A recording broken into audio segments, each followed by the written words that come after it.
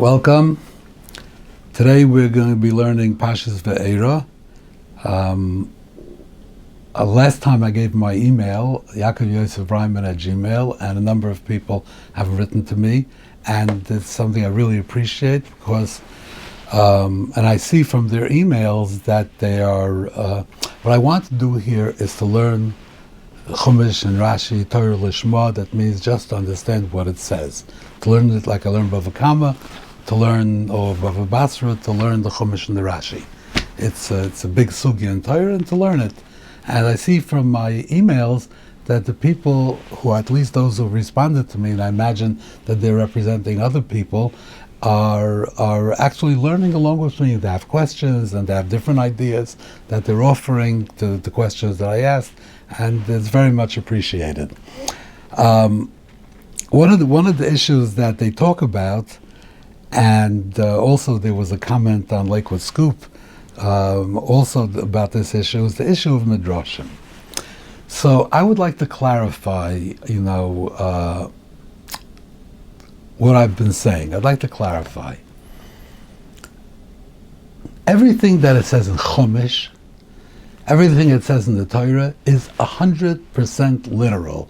Everything. There's nothing figurative in Chumash. Every Makkah happened, Kriyas Yamsuf happened, Matan Torah happened, the Mon fell, Bereshit was there. Every single thing that says in the Torah is 100% literal. 100%. The question is, what's with the Divrei Chazal? What's with what it says in Agarata, what it says in Midrashim? Now, in this, there are two schools of thought. There is the Rambam. The Rambam says in Pirkei Avos, Perek Hey, Mishnah Vav, about the things that will never be neshmashes. So the Rambam says that the Rebbeinu Shalom doesn't change things in the world, and if there are nisim, all of those were implanted in the teva during Sheishes Mei Breishis. Bein Hashmoshes, that's why the Piyah Osen was never, because Rebbeinu Shalom is not going to make a nest with a Piyah Osen later. The Piyah Osen has to already be a Tanai in the Bria from the beginning. This is how the Rambam learns, and the Rambam generally understands that Midrashim are not meant to be taken literally. The Maral also goes in that derech, and so does the Rashba. The Mashah goes different. The Mashiach tries to, as much as possible, to make everything, to understand everything as being literal. Except sometimes, like when the Gemara says that Oigmel Chabasha was Oiker Harim, Toichnam Zebezeh, that's too much for the Mashiach as well. Mashiach says that cannot be, and over there he learns it up in Derech Remazim, what it means. Harim means Harim. He has a whole pshat. But in general, the Mashiach tries to say that it's literal. Both of these are legitimate. It's not you could learn that it's literal. You could learn that it's not literal. It doesn't matter. Whatever you go for, whatever resonates with you, whatever your Rebbe tells you, whatever. I personally follow. I personally like to learn like the Rambam. Others want to learn differently. That's fine. And what the Sefer Hasidim says, that also legalize, I didn't bring it here today, usually I have it. Also legalize medrash tamur lektanim. He's not taking a position on these two schools of thought. He's not saying whether he thinks that it is literal or that it's not literal. He's just saying that certain things you tell people after they've reached a certain level of maturity, and their emunah is already solid, it's already established, and then you could tell them midrashim, and if you want to say it's literal, say it's literal. If not, also not.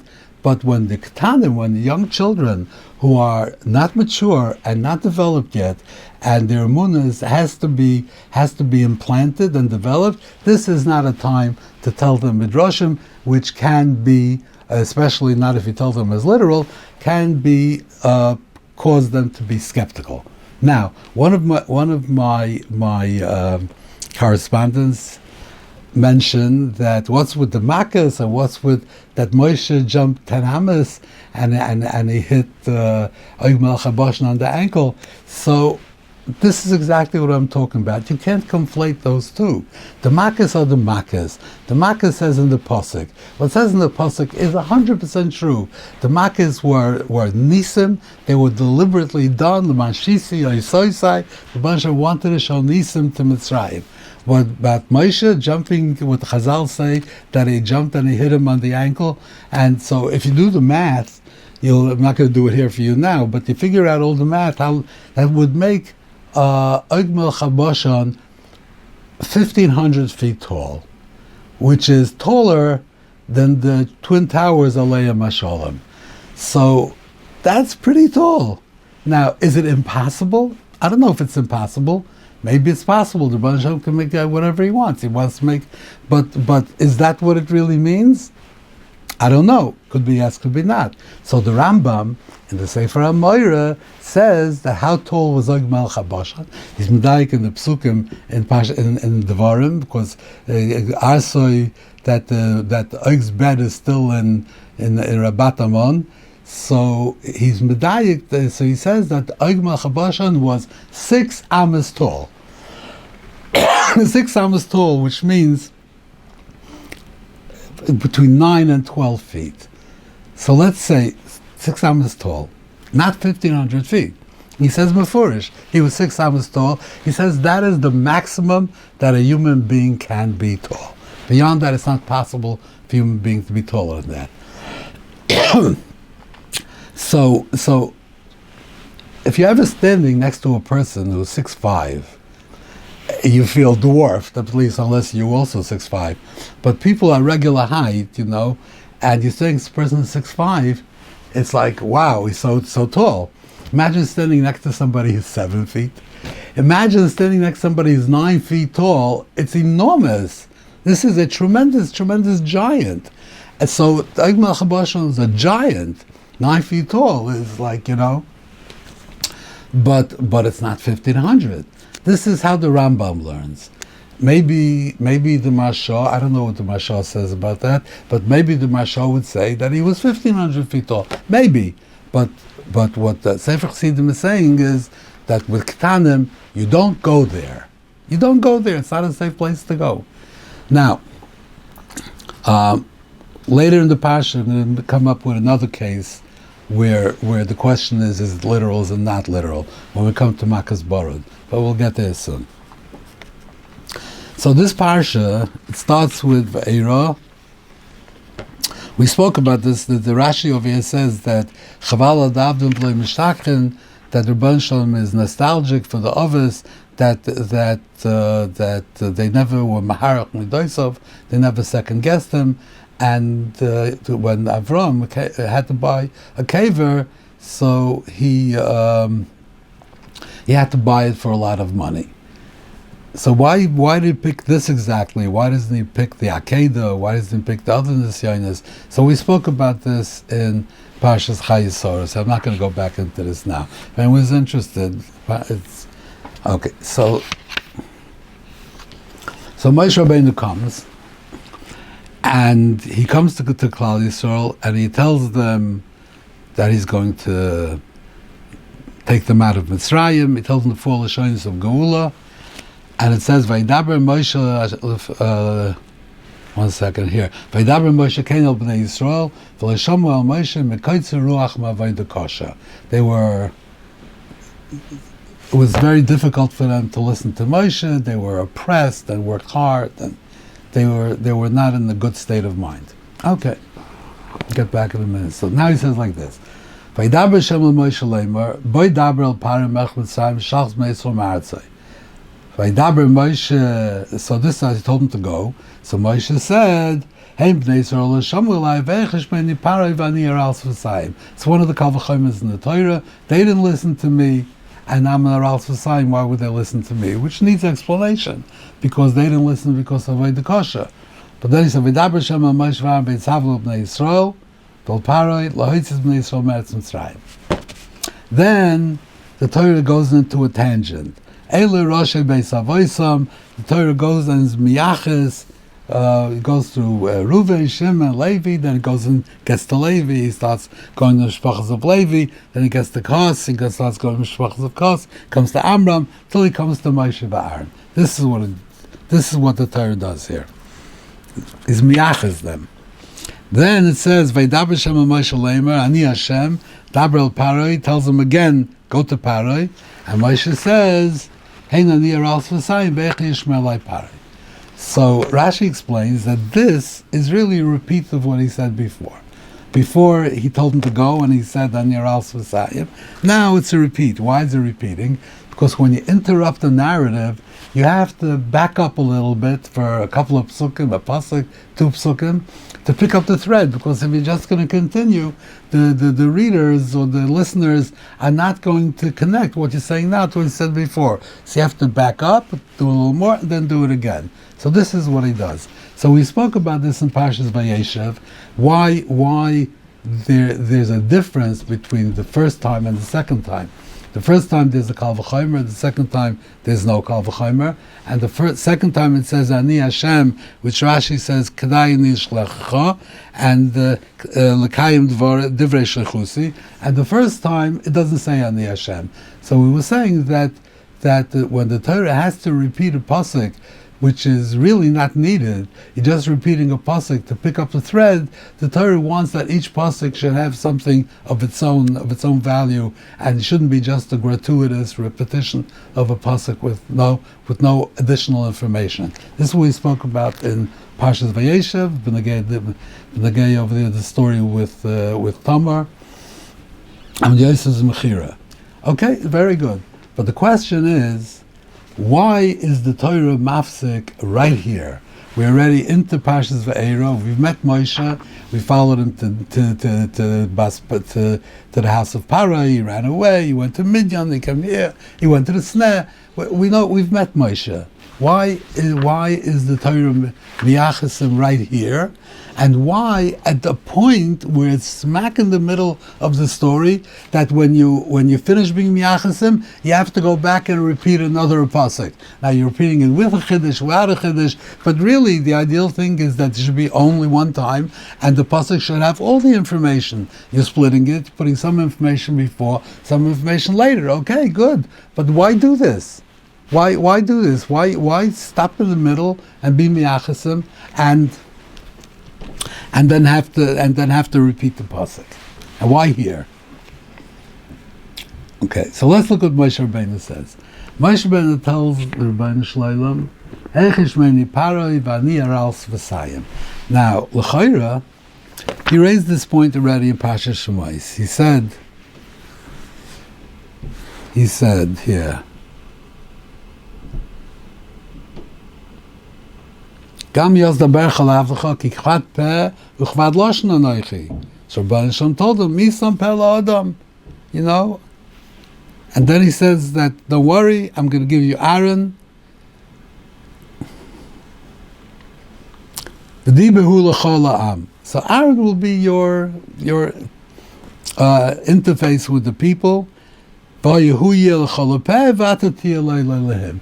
He will be for you a peh. What is a peh? Rashi says. Hakapon, the question is, why is he asking again over here? Ani aral svasayim, and Rabbi Shem told him, Misam peh la'adam, I'm giving you Aaron. So why is he asking again? So Rashi says before, on this pasuk, hu yeh l'chol peh. Rashi says, lepeh lemelitz. He will be an interpreter. That means that Moshe Rabbeinu Moshe Rabbeinu will speak, and Aaron will interpret and tell people what he said. Over here, when he says Anir al Svasayim and the V'daber Shem el Aaron, Moshe Rabbeinu V'tzavim el Para b'nei Yisrael, V'yitzavim el b'nei Yisrael v'el Paroi, Rashi says, Fisham Moshe Anir al Svasayim, Tzirif le Kadosh Baruch Hu es Aaron, because he said Anir al Svasayim to Rabbi Shloim, attached to him also Aaron. Liasloi lepeh ulemelitz. He should be a melitz, right? But later,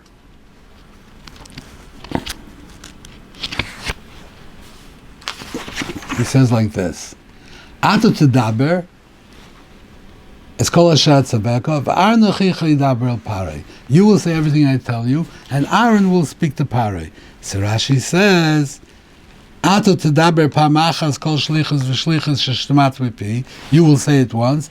V'Aaron Achicha Yamlitzeno V'Yatimenu Be'oznei Parei. A different lashon.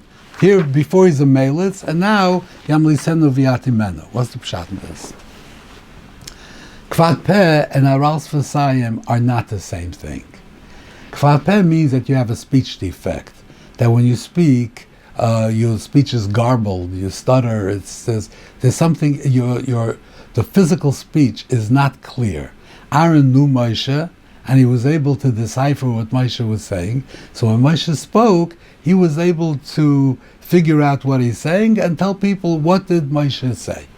Aral Sfasayim is something totally different. It's a different lashon, Kvad Peh, Aral Sfasayim. Aral Sfasayim is something totally different. Aral Sfasayim means Moshe Rabbeinu came with Aaron, and he spoke to Klal Yisrael, and Aaron was his melitz, and it didn't help. They didn't listen to him. So Moshe says, apparently, I'm an Aral Sfasayim. Aaron did take his words, and did unscramble them, and did tell Klal Yisrael what he said, and it didn't help. So Moshe Rabbeinu says, apparently, not only am I Kvat Peh, that I have a speech defect, I can't speak clearly, I'm also an Aral Sfasayim. That means I'm not articulate, I'm not eloquent, I can't deliver my message. That's the problem of Aral Sfasayim. So the Rebbeinu Shalom said, okay, by Kvat Peh, I'm attaching to you Aaron. Aaron will be your melitz, he will be your interpreter, he will say what you said. Now, if you have a problem of Aral Sfasayim, that you're not persuasive, you're not eloquent, you're not articulate, then I'm attaching to you Aaron for that as well. And Aaron is Yamlitzenu, he will say what you say, what the words are, V'Yatimenu, and he will articulate your message. So now Aaron's role changed. Before, Aaron's role was that he was a melitz, his job was to be an interpreter. And now, because Moshe Rabbeinu said in the Aral Sfasayim, the Rebbeinu Shalom said, okay, Aaron will compensate for this deficiency as well. Now Aaron became a melitz and a matim. He became two. Yamlitzenu v'yatimenu. Now, who was the Mashiach Shel Yisrael? Who was it? So, you would say it was Moshe. But it's not true. It wasn't Moshe. It was Moshe and Aaron. Like the Pasuk says, when the Torah is miyachas them, who Moshe v'Aaron, or Aaron and Moshe, the Pasuk, it says it both ways. The Rashi says that Melamed Sheshkulim. That's the reason why it says, Yesh Mekaymes Shemagdim Aaron Moshe, Yesh Mekaymes Shemagdim Moshe Aaron. Sometimes it says first Aaron, some first Moshe. Lo Melach Sheshkulim. Shkulim ke'echad. What is Shkulim ke'echad? They were equal. They were not equal. Moshe Rabbeinu was greater than Aaron. Shkulim ke'echad means, Lagabi the shlichas, they were the same. If you have partners in something, so it doesn't matter if somebody's contributing more than the other person or less than the other person, but if it's zeh in the yochel, if each one on his own could not do it, then it's being done by both. Both of them are doing it. The Mashiach Shel Yisrael was Moshe v'Aaron, Shkulim ke'echad, both of them together. How do we know? Where is it Nizgal in the Psukim? Until now, Shmois, the whole Parshas Shmois, everything, it's all Moshe. Moshe was what to the Sneh, Moshe was the one that was sent. You would think that Moshe is the Mashiach Shel Yisrael. However, he's not. When was it Nizgal that he's not? At this point. When Moshe said, Ani Aral Sfasayim, I cannot articulate the message. Vaydaber Hashem el Moshe v'Aaron v'Aaron v'yitzavim el Parei. And the Rebbeinu Shalom was mitzaref Aaron to Moshe, that not only should be a male, it should also be a matim. At this point, Aaron became a partner. A melitz is not a partner. If a person speaks and somebody's just translating or just this, the unscrambling the words and telling somebody what he's saying, that's just an interpreter. That's not a partner. But if he is not only easy unscrambling it, but he has creative input. He is articulating the message. He's explaining it and persuading people and telling them that this is what has to be done, that this is what's going to be. That makes him a partner. So when did Aaron become the partner of Moshe, that shkulim ke'echad? When did he become a partner? Right here in this pasuk, where he says, "Vaydaber Hashem al Moshe b'Aaron b'Yitzavim al bnei Yisrael." This is the point where Aaron became the shutuf to Moshe, and this is the point where we realize that the Mashiach Shal Yisrael is Moshe v'Aaron, Aaron v'Moshe, both of them together. Shkulim hey, neither one could do it without the other. And immediately the Torah is mafsik and is miyachas them and tells you the yichas. To tell you the yichas before would be premature, because we don't know yet who is the Mashiach Shal Yisrael. In this pasuk, we discover who is the Mashiach Shal Yisrael. When the Rebbeinu Shalom was mitzaref Aaron that he should be a melitz and a matim, at this point Aaron becomes a partner, and once he becomes a partner, now we know the Mashiach Shal Yisrael was a partnership of Moshe and Aaron, and immediately the Torah says, okay, now we know who the Mashiach Shal Yisrael is, we will be miyachas them. And if we have to pick up the thread, we will go back and pick up the thread. Okay, now let's go a little bit further in the Parsha to Borod.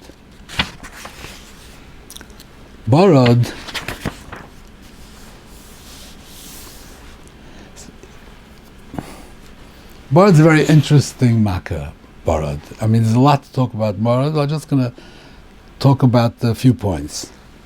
So it starts like this. What are we talking about before? I just want to first mention this point. Vayomer Hashem el Moshe, Neteyes yotcha ala shamayim. To bring down the Borod, Neteyes yotcha ala shamayim. What is ala shamayim? So Rashi says ala shamayim, l'tzada shamayim, towards the heavens. Reach up your hand towards the heavens, and with that you will bring down Borod. Medrash Haggadah, what does the Medrash say? Higbiyai HaKadosh Baruch Hu leMoshe lemala min hashamayim. He picked him up above the Shemayim. He picked Moshe up above the Shemayim. Now, what does this mean? Okay, so again, we're talking about those two schools. Could it mean that the Rebbeinu Shalom actually took Moshe and picked him up above the Shemayim? He took him out into outer space, and how did he breathe in outer space? Alpines, he was able to breathe, and he took him up over there, and from there he did the makkah of Borod. Or maybe it means something else. Like, why would he do that? Why would he do that? I mean, all the makkahs he was standing on the ground. Here the Rebbeinu Shalom had to pick him up and put him above the Shemayim. Why? So I'd like to give an explanation in this Rashi, according to the Shittas that don't take every medrash literally. It's possible, if you want to take it literally, it's possible. Hakol Yochel, the Rebbeinu Shalom can do whatever he wants. He can create the world. He can make Moshe breathe in outer space. Could be. Okay.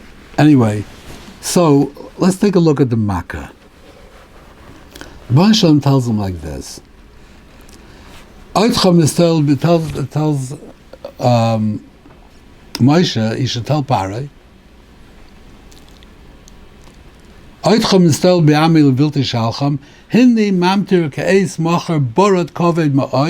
tomorrow I'm going to make a very heavy borod. There was never such a hailstorm ever. Okay, and now he says, go take your livestock inside if you're really worried about it. If not, but this was the warning. The warning was that there will be a tremendous hailstorm. There's never such a hailstorm. Okay.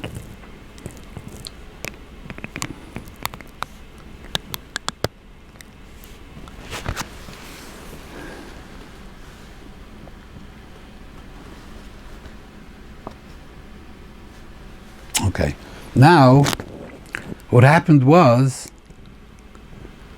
Vayet Moshe's Mateu al Shemaim, Vashem Nosam coils uborod. There were kylies. There were loud noises. There's no mention of loud noises in the beginning, where he says there's going to be borod. He says there's going to be a borod kovel mioid. It doesn't say there are going to be these deafening noises. It doesn't say that. But now he gave kylies. And then Pari said, Hatiru el Hashem, v'rav miyos kylies elokim, uborod. Too much. Too much. I can't stand these kylies. And then he says, "It's Moshe. I'm going to go out. Ha-kylies yachdolun. The kylies are going to end." Paroi was more concerned about the kylies than he was about the borod. The kylies were like he couldn't deal with them. They were making him crazy. And he said, "Ha-kylies yachdolun." The kylies, then the borod also. But the main thing he tells them, "Ha-kylies yachdolun." But in the warning of the borod, there's no mention of kylies, only borod. So what are these kylies? And then it says that when it stopped, they stopped.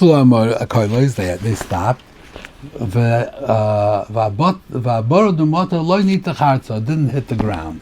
So Rashi says that even those pieces of borod, even those hailstones that were in transit, they stopped where they were.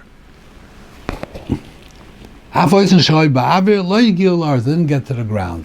So in other words, the hailstorm stopped. Now, if you have a hailstorm, you have hailstones like maybe an inch off the ground, 2 inches, 3 inches, a foot, 10 feet. The whole atmosphere is full of a torrent of hailstones. So if everything stops and it doesn't hit the ground, that means everything is frozen in place. That means that right now the hailstorm is over and the whole atmosphere is full of hailstones. There are hailstones like an inch off the ground, 2 inches. Everything is full of hailstones. It's just static. It's not moving. It's all static. So and then it says in the Medrash that these hailstones came down in the time of Yeshua. They came down Yerichai. So what exactly does this mean? So if you walked in Mitzrayim after Makas Borod, you had to go like this, and open a path through the hailstones, and you could walk, because otherwise it was like the whole air was full of hailstones. And then what happened? It stayed like that for 40 years, and 40 years later, all the hailstones picked themselves up, and they moved to Yerichai, and they fell on Yerichai. What does this mean? So,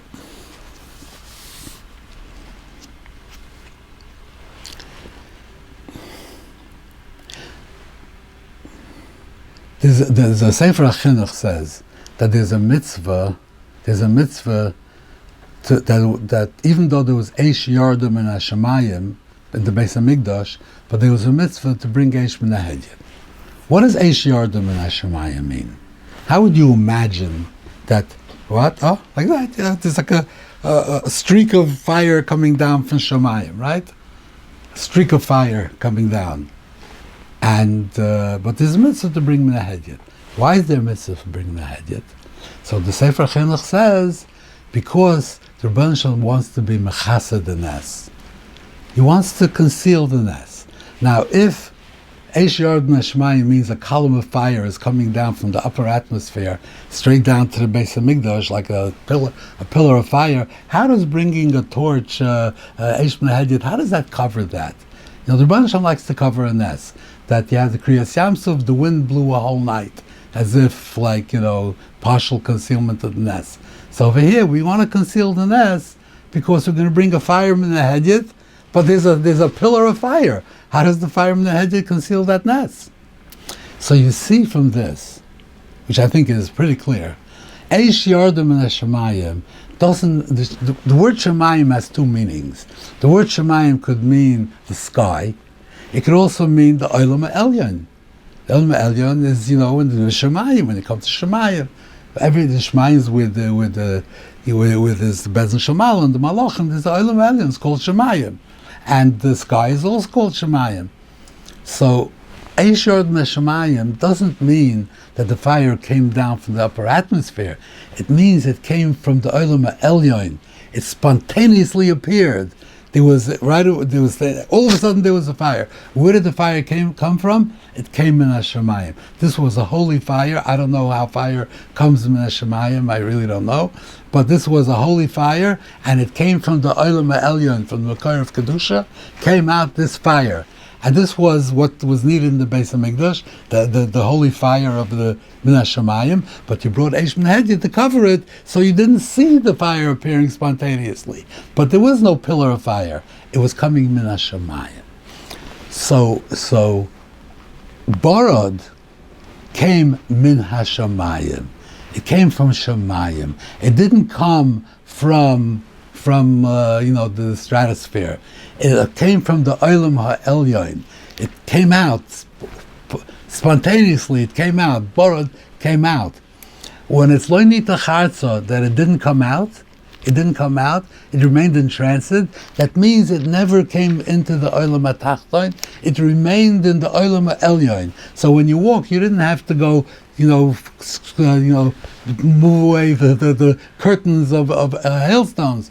No, there were no hailstones. Where were they? They were suspended in the Olam HaElyon before they entered the Olam HaTachton. That's what it means, Lo Nita Charza. So 40 years later, doesn't matter. They can come down here, they can come down Yericha, it doesn't matter. They were in the Olam HaElyon. They never came into the Olam HaTachton. 40 years later, they came to Yericha. So the Olam HaElyon opened up. The Makkah was the Bora, the hailstones.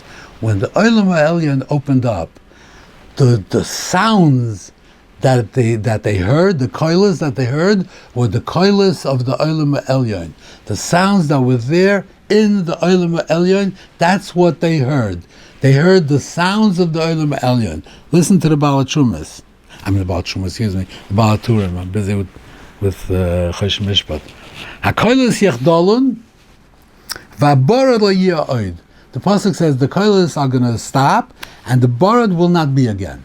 Zok the Baal HaTurim, avolo yomer al kylies lo yeh oid. He didn't say the kylies are never going to be again. Ki yiyu b'matan Torah. These kylies that Paroi heard over here, those kylies will be heard again by Matan Torah. When the Olam HaElyon is going to open up, and the barrier between the Olam HaTachton and the Olam HaElyon will be removed, then we will hear the kylies of the Olam HaElyon. When Borod came down, that barrier was removed, and it came straight from the Olam HaElyon. We heard the kylies of the Olam HaElyon. That's what the Baal HaTurim is saying. There's the kylies of the Olam HaElyon, and that was not a Makkah. The Makkah was not the kylies. The Makkah was the Borod, but the Borod came from the Olam HaElyon. When you opened the Olam HaElyon, he couldn't handle these. The sounds were too much. That's what was bothering him. The sounds were intolerable. The Borod was secondary. The main thing he was concerned about was the kylies that came from the Olam HaElyon. So that's why in the Makkah there's no mention of the kylies. The kylies was not a Makkah. The kylies was not a Makkah. But when the Borod came down from the Olam HaElyon, that's when there were kylies. So what Rashi is saying, what is Rashi saying? Moshe Rabbeinu had a shlita over the Bria. He had his mata, he had his hand. Moshe Rabbeinu was given the power over the world to make all kinds of nisim and all kinds of moifsim. Borod came from the Olam HaElyon. Moshe Rabbeinu did not have a power over the Olam HaElyon. He only had a power of the Olam HaTachton. However, for this Makkah, Melamed Shegbia Kadosh Baruch Hu LeMoshe Lemala Min HaShamayim. The Baruch Shalom took Moshe just for this Makkah, and he gave him a shlita over the Olam HaElyon, the Shamayim meaning the Olam HaElyon, that he would be able to bring out Borod from the Olam HaElyon into the Olam HaTachton. That's what it means, Melamed Shegbia Lemala Min HaShamayim. That's what I think Rashi is saying. Akoponim, if you insist on saying that Rashi means that he took him into outer space, it's okay, but just don't tell it to the children. Anyway, thank you very much, and I hope to see you again next week. Thank you.